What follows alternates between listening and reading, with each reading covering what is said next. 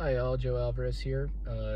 Happen to be sitting in traffic at the moment, and I figured I'd just give you my thoughts and concerns about the upcoming, the new Gladiator film. I'm about to go see it tonight, and I just kind of want to put some thoughts out there, mainly concerning its connection to the first Gladiator film. So the first Gladiator film was, it was independent. It was gritty. It demonstrated virtue and vice at its best and its worst.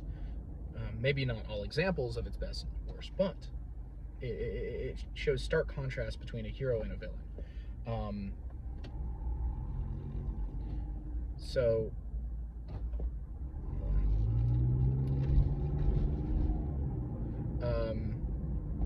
you have Maximus, who, despite all temptations and frustrations and struggles that he deals with, he overcomes them for the sake of Rome, for the sake of his family, and for the sake of his friends and those he loves. Commodus, on the other hand, he finds the smallest struggle, and he is the weakest looking man in the film, and it's done very well. Joaquin Phoenix puts on a spectacular performance.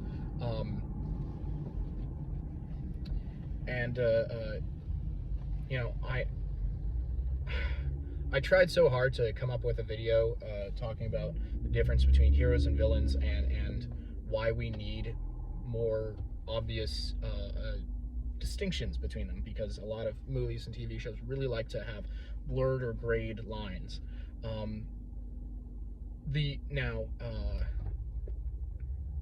So that brings me to two particular concerns related to what I just brought up in Gladiator for Gladiator II. First, Gladiator was very special effects heavy. Obviously, some CGI was used, earlier CGI, but you can hardly tell. Because part of the CGI use was incorporating certain practical effects. Most movies, big production films these days, have a heavy CGI application, and it's very obvious where it is. It's not just, to be helpful. It's not just connecting some dots that would be difficult or impossible to connect otherwise. That's, obviously the MCU and a lot of superhero movies and Star Wars movies these days. The second, so there's that. And it was still pretty gritty. It was still gruesome. One thing I brought up when I would briefly reviewed the Bike Riders a while back was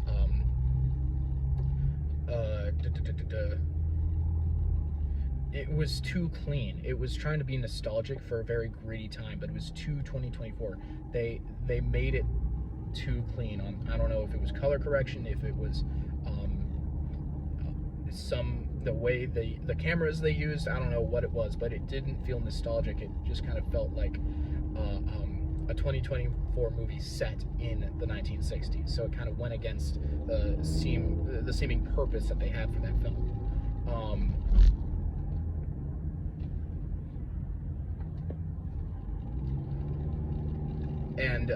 Let's see.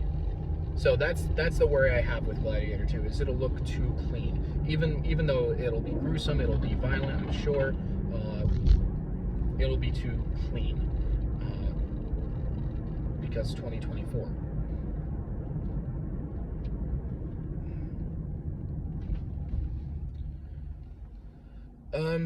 Let's see.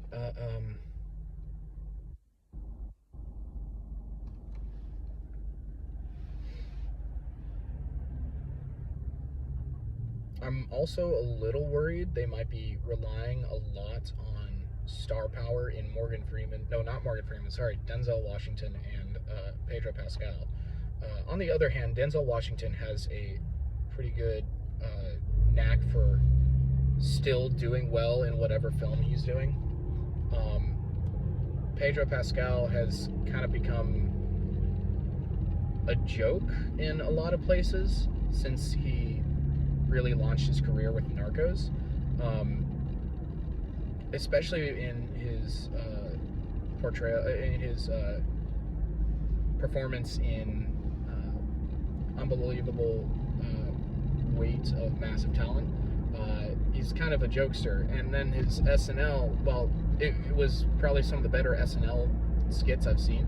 His SNL performance still made him kind of a funny guy, and I'm worried that they also won't take this movie seriously enough. That's the other problem that's happened in the past 2 decades. Is a lot of films have not been taken seriously, and it's kind of just been a lot of meta references and fourth wall breaking and all that. Sincerity has kind of been lost in a lot of films, a lot of popular films anyway.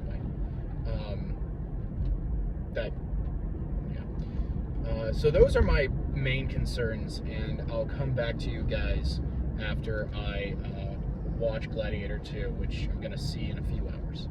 All right, talk later.